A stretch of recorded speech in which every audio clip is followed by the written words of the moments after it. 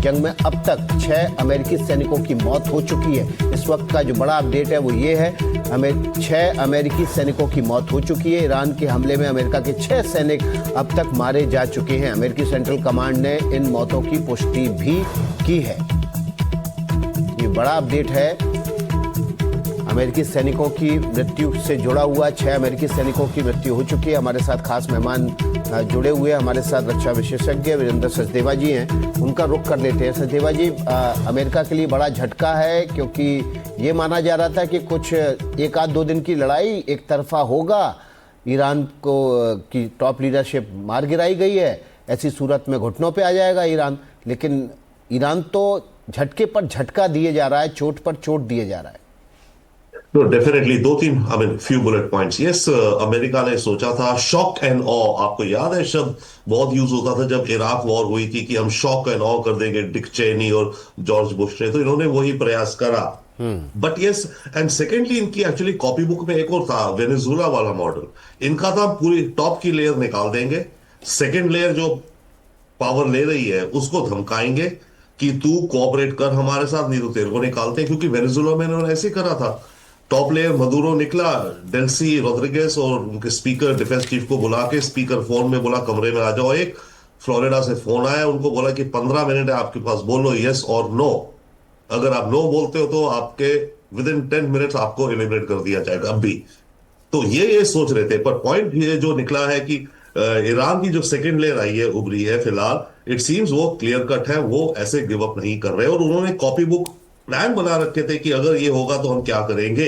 तभी आप देखिए इतनी तेजी से उन्होंने रिटेलिएट करना शुरू करा, और रिटेलिएट इजराइल को कर रहे हैं। बट द पॉइंट इज कि ये जो अरब कंट्रीज है जहां पे अमेरिकन एसेट्स है, इन्होंने वहां से शुरू करा कर, राइट, अमेरिकन बेसिस को लेकर ये वो, अब वो बढ़ रहा है, अमेरिका के एम्बेसीज की तरफ जा रहे हैं अटैक ऑल्सो। उसके अलावा नेक्स्ट लेयर अब और अपग्रेड हो गई कि अरब कंट्रीज के इकोनॉमिक एसेट्स को मार रहे हैं। कतर में जो उनकी इतनी बड़ी रिफाइनरी फैसिलिटी है एलएनजी की सबसे बड़ी, उसको डैमेज कर दिया, उसकी प्रोडक्शन ब्लॉक बंद हो गई है। कितने दिन रहेगी पता नहीं, पर इस समय डैमेज है।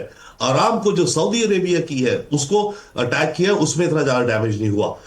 दुबई में चल रहे हैं जी, तो ये एस्केलेट कर रहे हैं, और ये टैक्टिकली कर रहे हैं ना। इनके पास जितने भी हैं ड्रोन्स एंड मिसाइल्स, इजराइल दूर ज्यादा है, इजराइल का आयरन डोम ज्यादा स्ट्रॉन्गर है, राइट। उसके निस्बत अपने छोटे डिस्टेंस के मिसाइल्स, छोटे ड्रोन्स इन कंट्रीज में फेंको, यहां पर कम से कम आयरन डोम जितनी तो एयर डिफेंस नहीं होगी ना। आपका भी देखिए ट्रंप का गोल्फ कोर्स है यहाँ पे दुबई में, ट्रंप इंटरनेशनल होटल है। So these can be very legitimate targets. Now coming to another thing, जो मैं बात, अगर आप मुझे 15 सेकंड में बात करना चाहता हूं, बूट्स ऑन ग्राउंड की बात कर रहे थे, right. We don't know what Trump says, बिल्कुल नहीं चाहेंगे वो अपने ट्रूप। बट एक क्वेश्चन है मेरे जहन में, सऊदी अरेबिया और पाकिस्तान का डिफेंस पैक्ट है जिसमें कहा गया कि एक के ऊपर attack is the attack on the other. तो सऊदी पे तो अटैक हो रहा है ना, तो क्या अब पाकिस्तान अटैक करेगा ईरान को? पाकिस्तान अपने बूट्स भेजे ईरान में?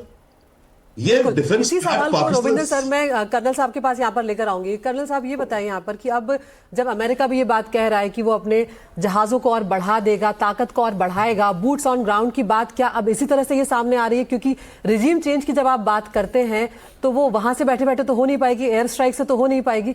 तो अब क्या आपको ये दायरा जंग का और बढ़ता हुआ यहाँ पर नजर आ रहा है, ये जो बयान सामने आ रहे हैं उनके बाद? जय हिंद, नमस्कार। अगर आप एक अच्छा एनालिसिस करने की कोशिश करें फैक्ट्स को देखते हुए, तो ये ज़रूर दिख रहा है। जब आप बात करते हैं शॉर्ट 1-2 दिन की लड़ाइयाँ सिर्फ इंडिया जैसी कंट्री अपने एस्केलेशन को कंट्रोल करके कर सकती है। ये सबकी काबिलियत नहीं है, क्योंकि जितना बड़ा देश, जितना बड़ा जमावड़ा, जितना बड़ा टारगेटिंग, उतना टाइम लगेगा। आ गई बात जो स्पेसिफिक हम कर रहे हैं, boots on ground, regime change और इस तरह की। रिजाइम चेंज 1 सेकंड के लिए अगर बूट्स ऑन ग्राउंड डाल भी दूं तो भी 1 महीने में नहीं हो पाएगी। बूट्स ऑन ग्राउंड लाते लाते, उसकी मेंटेनेंस करते करते, उसको ड्रॉप करते करते, उसको वहां लगाते लगाते, आप मान लीजिए 1 महीना वैसे लग जाएगा। और इसका लिविंग एग्जाम्पल है इराक, कि जब वहां पर भी बात आई थी तो उनको 1.5 महीना लग गया था। उसके बाद भी आज तक कहने के लिए मैं कह सकता हूं कि वो रिजाइम चेंज कहने के लिए कह लीजिए, लेकिन इराक मिलिशिया अभी भी यूएस के बेसिस के लिए अगेंस्ट काम कर रहा है। ज़्यादा बड़ी बात है जो ओमान, जो ये अभी फॉरेन मिनिस्टर इजराइल के कह रहे थे ऐसा नहीं है कि मैं कोई ईरान का फैन हूं, but we are trying to evaluate कि कौन क्या कह रहा है। उनका ये कहना कि जब उनको पूछा गया कौल साहब ने कि आप वायलेट कर रहे हैं, ओमान का कहना है कि आप वायलेट कर रहे हैं एक पर्टिकुलर टॉक को जो ऑन थी और वहां एक्सपेक्टेड था कि अगले कुछ दिन में कहीं कुछ बात आ जाएगी। जो वो कुछ दिन है ना, वो ये नहीं है कि 2 दिन 4 दिन 10 दिन, अगले 90 दिन में कुछ हो सकता था निटी-ग्रिटीज के ऊपर। उनका कहना कि we were not part of the talks. If you were not part of the talks, US was part of the talk. Are you not part of the US? ये ना सूटिंग कन्वीनियंस है कि जी मुझे ये सूट करता है तो ये है और वो सूट करता है तो वो है। सबसे बड़ी बात है, आपने एक और जगह पर हम डिस्कस कर रहे थे कि ईरान, लोगों का कहना अलग थलग पड़ गया। ईरान के साथ खड़ा कौन था पहले?